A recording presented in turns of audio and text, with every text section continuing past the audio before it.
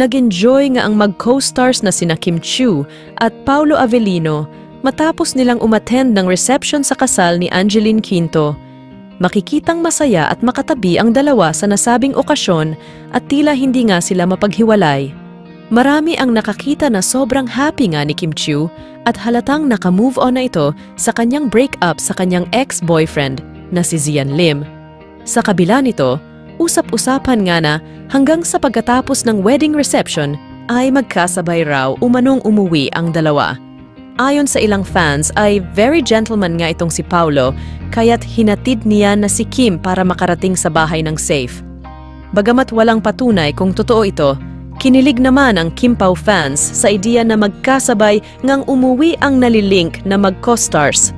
Ang mga Kim Pao fans ay hindi mapigilang kiligin sa ideya ng pagiging magkasama ng kanilang iniidolong mag-co-stars, patunay lamang na ang kanilang pagtitiwala at suporta ay hindi nauubos.